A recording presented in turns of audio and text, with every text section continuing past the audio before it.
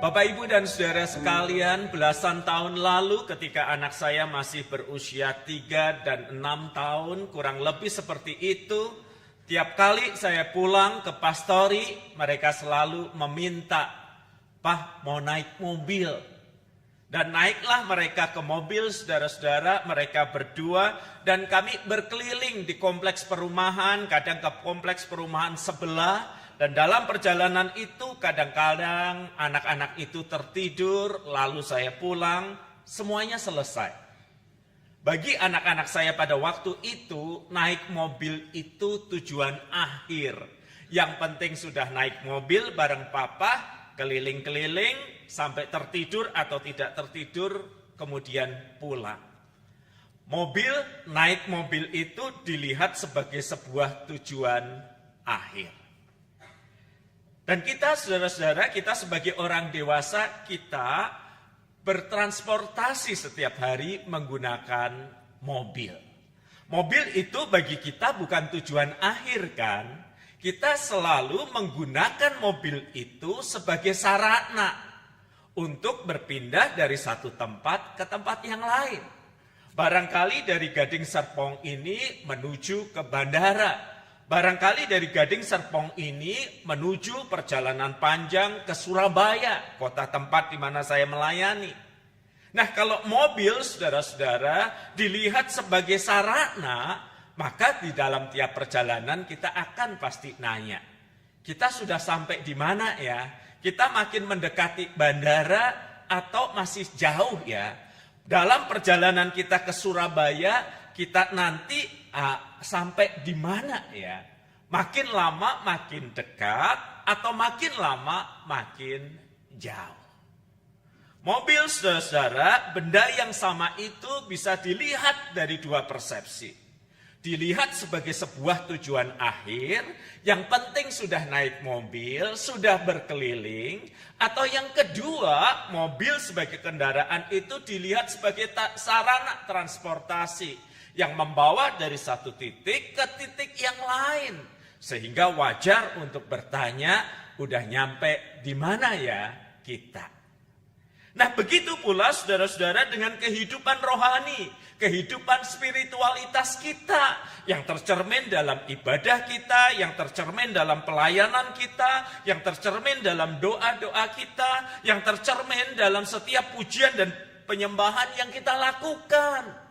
Setiap tindak agamawi itu, saudara-saudara, yang merupakan bagian dari kehidupan spiritualitas kita, juga bisa dilihat yang pertama sebagai tujuan akhir. Kalau ibadah, saudara-saudara, dilihat sebagai tujuan akhir, maka yang penting sudah beribadah. Yang penting sudah melakukan kegiatan agamawi. Yang penting semuanya berjalan dengan lancar sesuai dengan aturan. Nah, perspektif itu, saudara-saudara, yang dimiliki oleh kepala rumah ibadah yang marah ketika Tuhan Yesus menyembuhkan seseorang. Di ayat ke-14 tertulis, namun kepala rumah ibadah marah karena Yesus menyembuhkan orang pada hari Sabat. Lalu ia berkata kepada orang banyak, ada 6 hari untuk bekerja. Karena itu datanglah pada hari-hari itu untuk disembuhkan dan jangan pada hari Sabat. Kepala rumah ibadat ini mewakili orang-orang yang melihat ibadah sebagai tujuan akhir. Semua harus berjalan lancar, semua harus berjalan sesuai dengan aturan, semua harus berjalan sesuai dengan prosedur. Dan itu pasti akan mengarah, dan menuju pada formalitas. Yang penting beribadah, yang penting sesuai aturan. Yang gak sesuai aturan termasuk penyembuhan, sebaiknya tidak dilakukan pada hari itu. Kalau kita melihat ibadah sebagai tujuan akhir, saudara-saudara, yang penting saya sudah beribadah, yang penting saya sudah ngikut aturan, maka perspektif kita sama seperti kepala rumah ibadah tadi. Ibadah adalah rangkaian peraturan yang harus dijaga dengan ketat, dilakukan, dan ujung-ujungnya akan jatuh pada formalitas. Yang penting sudah beribadah, yang penting sudah datang, dan kehilangan jiwanya. Apa yang ada di balik memelihara hari Sabat, dia sudah tidak peduli. Yang penting hari Sabat adalah hari beribadah, dan menyembuhkan termasuk bekerja tidak boleh dilakukan di hari ibadah. Gak peduli orang itu sudah sakit 18 tahun, dia berkata, tunggulah, datanglah di hari yang lain. Formalitas, saudara-saudara, pasti akan menghilangkan kemanusiaan seseorang. Ibadah yang hanya formal, hanya menyentuh permukaan, hanya melihat ibadah sebagai tujuan akhir, dia akan kehilangan jiwanya. Dan kalau formalitas sudah terjadi, maka seringkali kosong, tidak ada isinya. Ketika ibadah dilihat sebagai tujuan akhir, ujungnya formalitas. Dan ketika formalitas itu yang dijaga dan dipegang, maka Anda dan saya kehilangan jiwa dari ibadah yang kita lakukan, dan kita tidak pernah bertanya apakah ibadah itu membawa kita makin dekat sama Tuhan, makin memanusiakan manusia atau tidak. Kita tidak bertanya. Kita berhenti dengan berkata, yang penting sudah hadir. Yang penting sudah melayani, yang penting sudah memberi persembahan, dan selesailah semua urusan. Suatu kali di Surabaya saya berkhotbah di jemaat yang kecil, saudara-saudara. Paling 1/4 dari gedung gereja saudara ini. Gak banyak orang yang hadir. Dan ketika saya memimpin liturgi untuk bernyanyi, saya kok mendengar suara yang berulang. Cetik, cetik, cetik. Nah, saya dari mimbar itu kepo, saudara-saudara. Pendeta juga manusia, ia boleh kepo. Jadi saya sapu pandangan saya untuk menemukan asal suara itu dari mana sih. Dan ada seorang rekan yang saya kenal, kami beradu pandang, dan dia memberi kode. Dan saya lihat di situ. Apa yang saya lihat mengejutkan, saudara-saudara. Seorang om-om duduk di bangku gereja, yang GKI zaman dulu itu bangkunya kursi yang panjang itu, Anda masih ingat? Kalau di tempat Anda kan tempat duduknya spesial satu-satu gitu ya. Di bangku yang panjang itu, si om itu mohon maaf, dia mengangkat kakinya, dia pakai sendal. Lalu dari mana sumber suara cetak-cetik itu? Dia menggunakan alat pemotong kuku. Dan dengan kaki yang diangkat itu di tengah ibadah, dia memotong kukunya.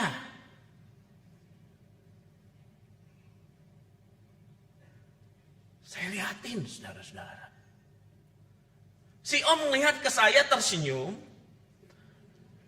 lalu mengangkat gunting kukunya seolah-olah ingin berkata, Pak Pendeta mau juga?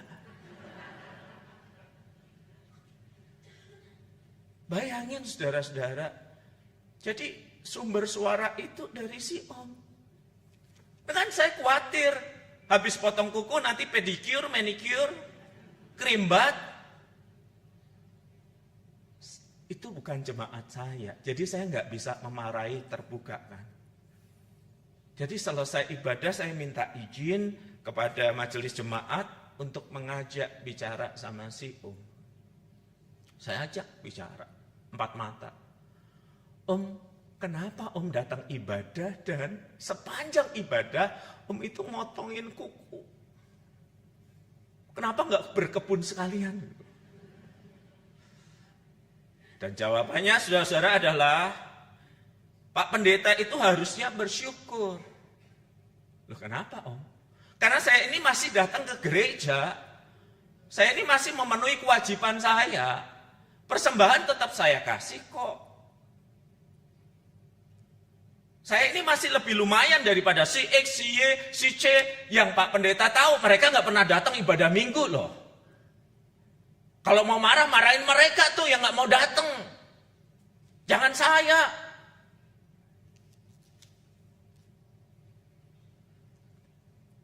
Susah ya saudara ketemu jemaat kayak gini ya. Anda ngerti kan sekarang kenapa pendeta selalu kelihatan lebih tua dari umurnya?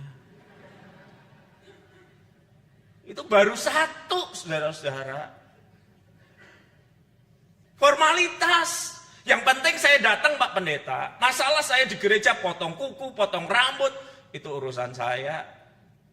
Ibadah dilihat sebagai tujuan akhir, jatuhnya formalitas. Sudah jatuhnya formalitas, lalu menghakimi yang lain. Mereka nggak datang tuh. Masih lumayan saya. Juga di gereja saya, saudara-saudara, saya dilaporin penyambut jemaat saya. Gereja kami kan ada yang di bawah, terus ada yang di balkon. Pak WP, begitu saya dipanggil, tuh ada orang ikut ibadah di gereja kita, Pak. Iya. Dia streaming ibadah gereja lain, Pak.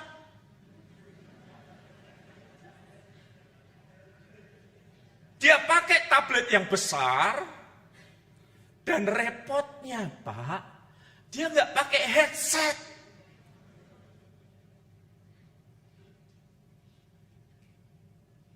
Ini harus diapain, Pak? Itu Bapak Ibu kabar baiknya itu cuman jemaat di Surabaya. Di Gading Serpong nggak ada bedanya.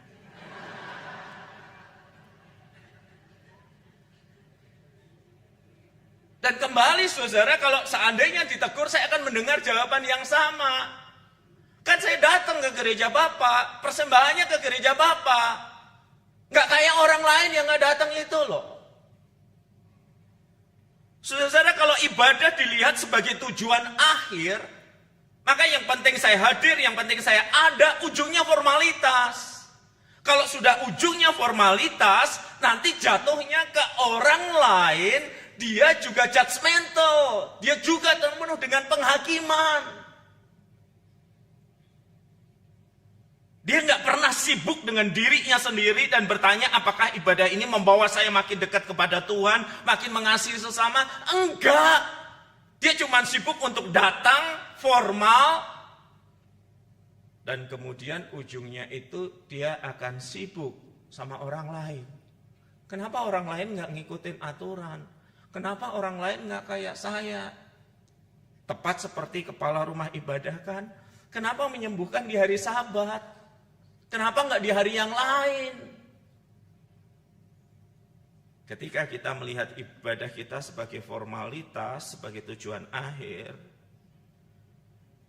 kita pasti nggak memuliakan Allah dan kita sibuk menghakimi orang yang menurut kita nggak menjalankan formalitas ritual seperti kita.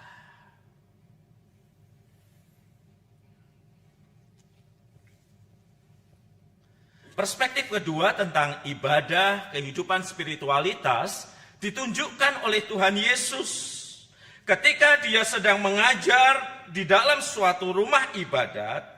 Dia melihat seorang perempuan yang sudah bungkuk 18 tahun karena sakit dirasuk roh.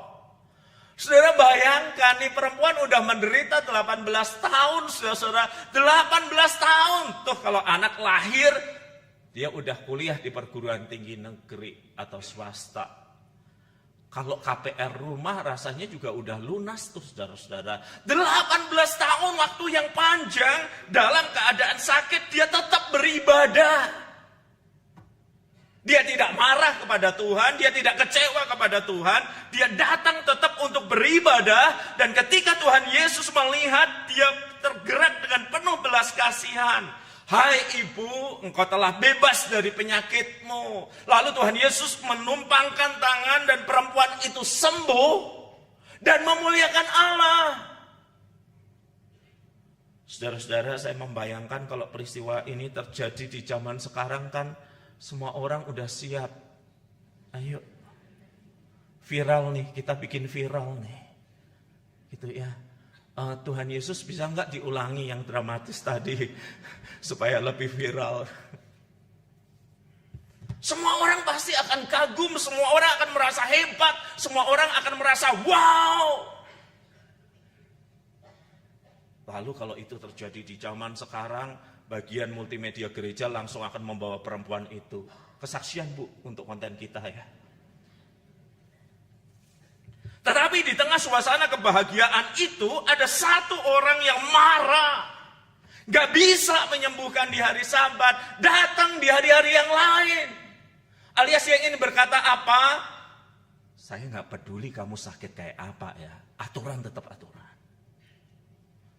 Aturan yang menyebabkan kehilangan kemanusiaan dan bahkan lebih ketat daripada apa yang Tuhan ajarkan sendiri. Bukankah kemudian Tuhan Yesus menjawab, hai orang munafik, bukankah setiap orang di antaramu melepaskan lembunya, membawa binatang itu supaya dia minum di hari Sabat? Bahkan binatang aja diperlakukan dengan kasih kok di hari Sabat itu. Seolah Tuhan Yesus ingin mengajarkan begini, esensi Sabat kan apa? Tuhan tahu kamu bekerja, Tuhan tahu kamu lelah, diberi waktu untuk beristirahat supaya kamu bisa menikmati kemanusiaanmu, bisa beribadah kepada Tuhan, ingat siapa dirimu. Sabat itu untuk memelihara jiwamu, Sabat itu untuk menyembuhkan keletihanmu, Sabat itu untuk memulihkanmu. Esensinya kan itu. Dan itu yang dikatakan Tuhan Yesus. Masa orang yang sakit 18 tahun gak boleh dibebaskan? Kamu aja membebaskan lembumu untuk mencari minum supaya dia tetap hidup di hari Sabat. Perempuan ini anak Abraham, anak perjanjian. Kenapa aku gak boleh melepaskan dia dari penderitaannya di hari Sabat itu? Bagi Yesus, ibadah ritual adalah sarana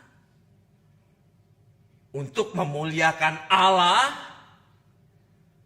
dan juga untuk merawat dan menjaga kemanusiaan. Baik kemanusiaan diri supaya tidak dilelahkan oleh pekerjaan tanpa henti, maupun kemanusiaan orang lain. Yesus mengajak kita untuk melihat ibadah sebagai sarana dan bukan tujuan akhir. Dan dalam percakapan ibadah sebagai sarana dan bukan tujuan akhir, sama seperti mobil sebagai sarana perjalanan, orang harus memeriksa diri, apakah ibadah ini membuat kita makin dekat sama Tuhan enggak ya? Makin mengasihi sesama enggak ya? Makin merangkul kemanusiaan enggak ya? Sebab ketika kita jatuh di dalam formalitas, godaannya tadi, judgmental, penuh penghakiman. Ketika kita memahami esensi dari ibadah sebagai sarana, kita akan sanggup melihat orang lain dari kacamata Tuhan, kacamata anugerah dan belas kasihan. Tetapi sayangnya betapa mudah untuk jatuh dalam godaan untuk melihat ibadah sebagai formalitas. Kosong, tetapi ujungnya sibuk menghakimi orang lain dan tidak pernah memeriksa diri. Suatu kali saya ada dalam pelatihan, saudara-saudara. Instruktur kami membawa api kecil karena gelap sekali di sebuah desa, di sebuah pelosok Jawa. Dia memperlihatkan kepada kami pematang sawah yang panjang, dan dia memperlihatkan bahwa sebelah kanan sawah, sebelah kiri kali atau sungai yang kecil. Dan dia udah memberi instruksi jelas, kalian nanti harus berjalan di pematang sawah dan saya menunggu kalian di ujung sana. Dan kemudian dia berjalan di pematang itu, memakai terang itu, mudah sekali dia nyampe di ujung sana. Kami berbaris di belakang dan kemudian terdengar suara peluit, kami tahu apa yang harus kami lakukan. Orang pertama harus berjalan dalam gelap, melewati pematang itu. Cuman butuh beberapa detik terdengar suara buk, berarti dia jatuh ke kanan.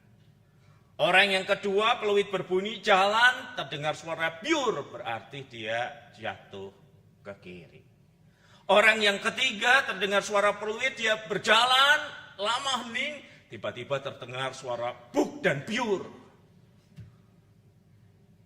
Terlalu hiperaktif.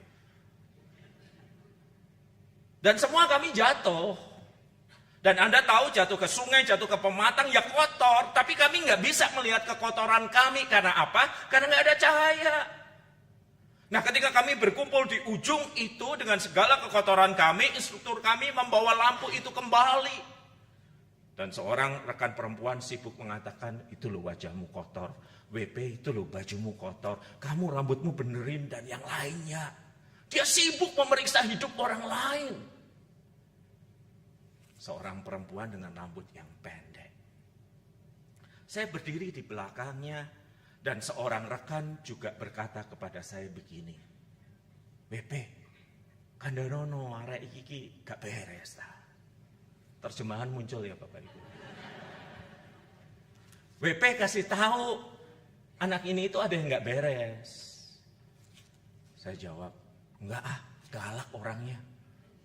Kamu aja deh. Semua orang udah dikoreksi. Dia bilang, kamu aja. Lalu dia noleh. Apain sih kalian ribut? Tuh, kotor tuh. Tuh juga gak beres. WP juga gak benar tuh. Kalian ributin apa sih? Dia kembali memarahin yang lain. Kenapa saudara-saudara teman kami mengatakan ada yang gak beres? Karena di leher perempuan yang rambutnya pendek itu ada binatang yang mengisap darah. Itu namanya apa sih? Ya semacam lintah gitu ya. Tapi itu bisa jadi gendut banget gitu kan. Bisa kayak obesitas gitu kan. Karena menghisap darah ya. Orang Jawa Timur bilangnya pacet gitu ya. Ya semacam lintah itu. Di sini. Gede. Tapi dia nggak sadar bahwa dia punya problem serius. Kenapa? Karena dia sibuk sama yang lain. Nah karena kami sibuk saling melempar. Koyalah, Jan koyalah. Kamu aja lah gitu. Terus dia noleh lagi. Ngomong ada apa? Saya bilang gini, saya kan dari Semarang ya, Jawa Tengah, kami itu halus banget orangnya. Selain manis tentu saja. Saya bilang gini, sis, kamu tahu nggak ada binatang yang kecil, dia kalau kena kulit, dia menghisap darah. Tahu itu menjijikan banget. Emang kenapa? Binatang itu pengen berkenalan secara pribadi. Maksud lo? Nempel di leher. Dia pegang lehernya. Beberapa detik kemudian, puk, pingsan. Kami kasih bau-bauan supaya sadar. Pertanyaan pertama, masih. Karena kamu kan jatuh gini, itu susah dilepasin. Masih. Kalian tega.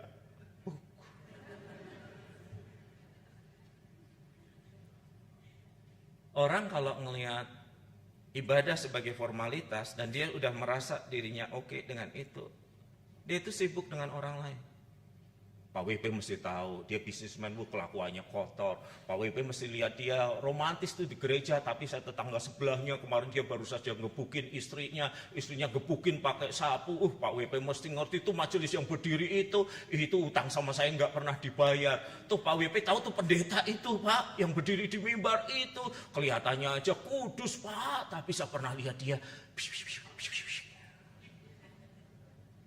judgmental, penuh penghukuman kepada orang lain. Karena merasa diri sudah oke, sudah selesai.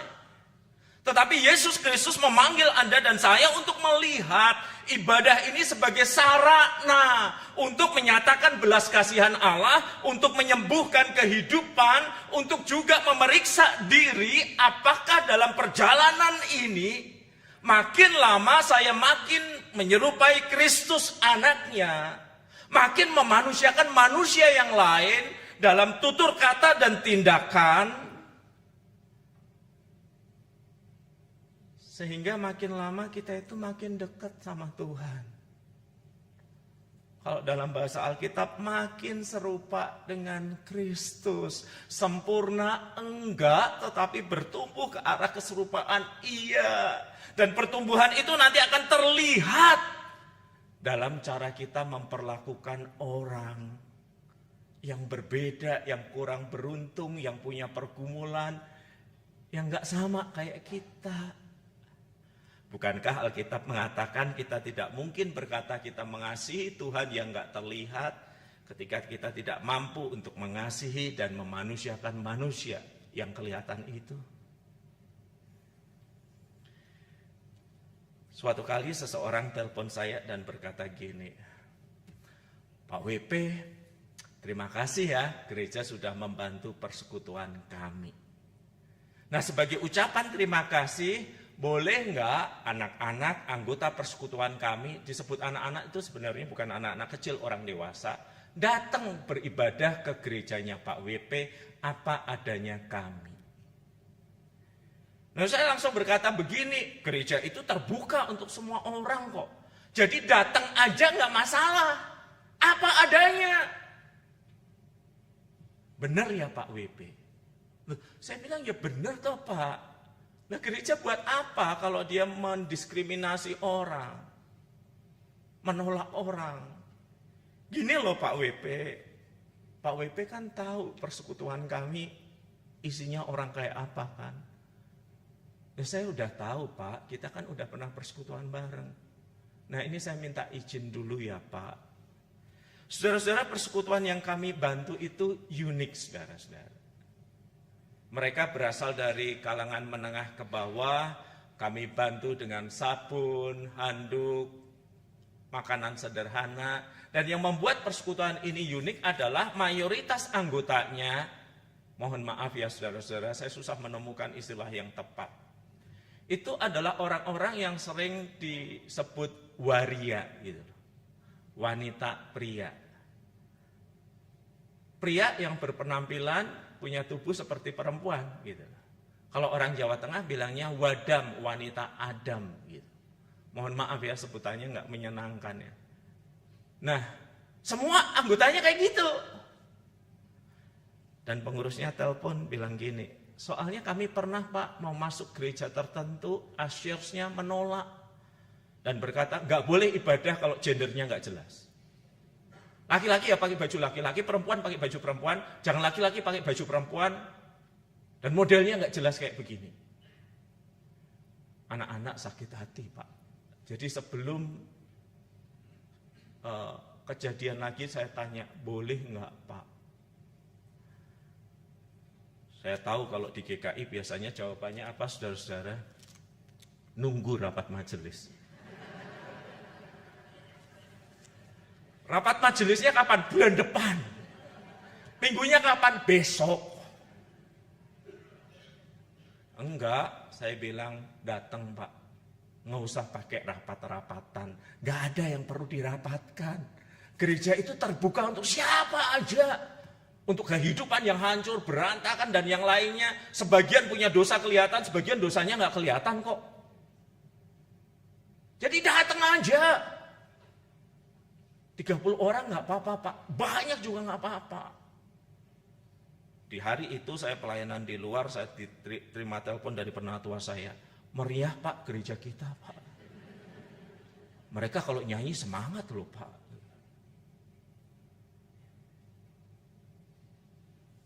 Saudara, itu kan seharusnya gereja kan. Dia membuka pintu. Semua orang boleh datang. Semua pergumulan boleh datang ke sini.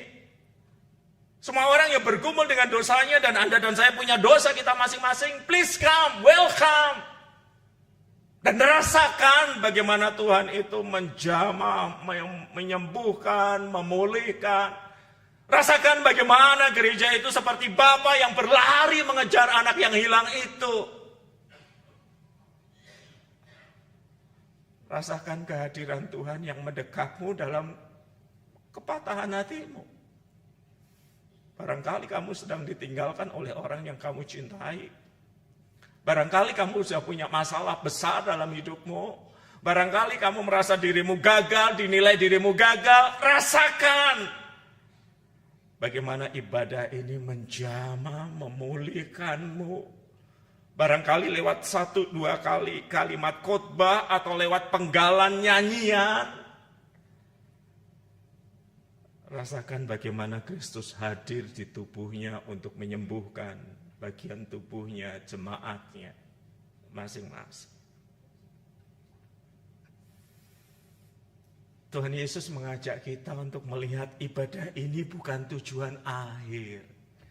Dia hanyalah sarana untuk membawa kita lebih dekat kepada Allah, lebih memanusiakan manusia. Dan sebagai institusi, sebagai GKI yang ulang tahun penyatuan ke-37, kita dipanggil untuk seperti itu. Di tengah masyarakat yang mudah untuk menolak, kamu bukan bagian dari kami lebih baik dari kamu. Stratamu itu di bawah sana, bukan di sini. Tuhan memanggil kita untuk menjadi gereja yang melihat semua rangkaian ibadah ini sebagai sarana yang membawa kita makin dekat kepada Tuhan, makin mengasihi manusia, sehingga nama Tuhan dipermuliakan dan kehidupan dijamah dan diubahkan. Dan orang tahu Tuhan sungguh hadir di sini, di tempat ini. Mari sebagai pribadi kita memeriksa diri kita. Sebagai GKI kita juga memeriksa diri kita. Apakah kita melihat ibadah ini sebagai tujuan akhir? Yang ujungnya kita jatuh dalam formalitas dan penuh penghakiman kepada orang yang lain yang berbeda. Atau seperti Kristus, kita melihat ibadah ini sebagai sarana yang harusnya membawa kita makin dekat kepada Tuhan, makin mengasihi manusia. Karena itu 2 perintah Tuhan untuk mengasihi Tuhan dan sesama. Dan biarlah kita bisa bertanya pada diri kita sendiri. Dalam perjalanan rohani, kita sampai di mana? Dimanapun Anda dan saya berada, Tuhan itu selalu mengundang kita untuk merasakan kasih dan anugerah-Nya, untuk berjalan bersamanya, melihat aktivitas rohani sebagai sebuah sarana yang akan membuahkan kemuliaan Tuhan dan sikap mengasihi, memanusiakan manusia. Amin.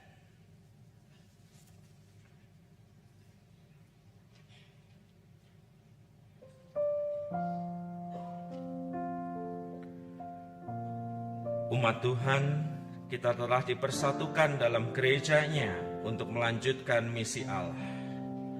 Mari kita berkarya, penuhilah dunia dengan luapan cinta kasih-Nya. Mari kita jadikan gereja ini rumah bagi setiap orang, rumah yang aman, penuh cinta, tempat berbagi tawa dan air mata, tempat firman ditabur, tempat orang asing dan tersisih dirangkul dan dilayani, tempat di mana semua orang diindahkan dan kisah mereka didengarkan. Marilah kita menjadi gereja yang memanusiakan manusia, memulihkan sesama ciptaan, dan memuliakan Sang Pencipta.